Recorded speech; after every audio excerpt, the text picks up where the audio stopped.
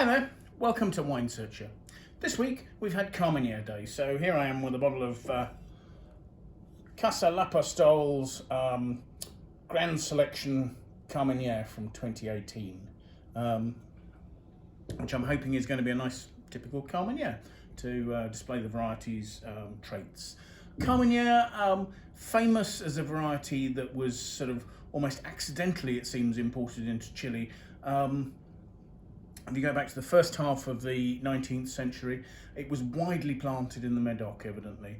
Then in the 1860s, you have the phylloxera louse turns up and starts eating its way through the grapevines of the Medoc.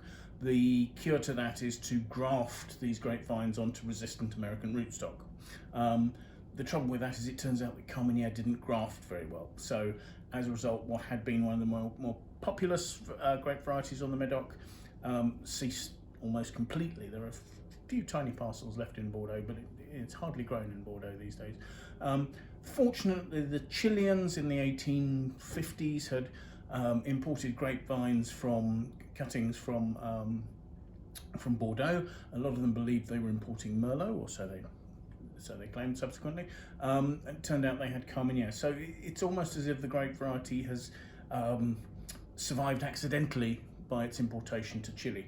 However, fortunately, it grows really well in Chile because Chile has fantastic sunshine and has a longer growing season. There's less rain at what would have been the harvest period in Bordeaux, so the drier climate allows producers to leave the fruit on the vine longer to get higher ripeness and to avoid the green leafy notes that can dominate a wine if it's not fully ripe.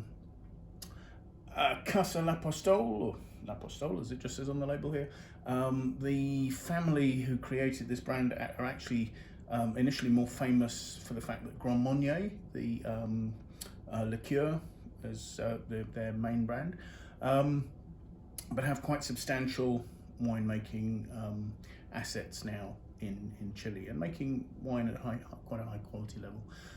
So to look at the wine, it's looking at it in the glass. It's absolutely fabulously deep and purple.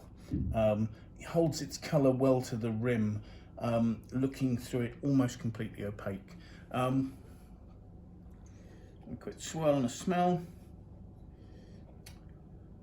The aromas seem quite indistinct. You know, the vividness of the purple colour expects something to jump out of the glass in terms of aromas, but in fact, what you get is a sort of a combination of sort of leafy notes and ripeness. There's a sort of a little bit of overripe currantiness almost, but you know, slightly green leafiness, stalkiness maybe, overlying a sort of an indistinct red fruit. There's a little bit of earthiness perhaps, but actually the combination of sort of greenness and ripeness makes me think of licorice, sort of bitter licorice.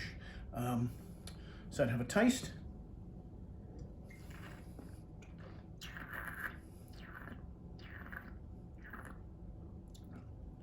This is a wine that we're opening really young. As I say, 2018, and even given that it's a new world wine in 2018, it's still, you know, not yet 2 years in bottle. And the tannins, they're not completely drying, but they're quite astringent. They've got really good grip.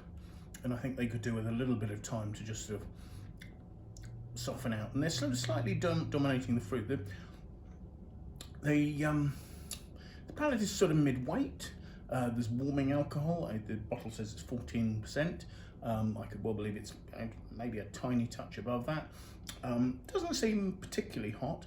And actually, what's nice is that the flavours last really well. It opens up, and there's more of that sort of, as I was saying about the nose, there's a licoricey note on the finish that there's quite good acidity in there. There's quite a crispness and gives a little bit of a crunch to the fruit that's rather good.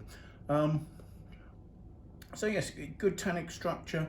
It seems quite fine, maybe slightly grainy. Flavours last well. There's good intensity of fruit. I think my main criticism is that I'm probably drinking this 2 or 3 years too early. As a wine to go with a fatty dish. Those tannins would complement that really nicely. So yeah, I think possibly one to pop in the cellar for a year or two, but a very enjoyable drop. So enjoy your Carmenere. Bye now.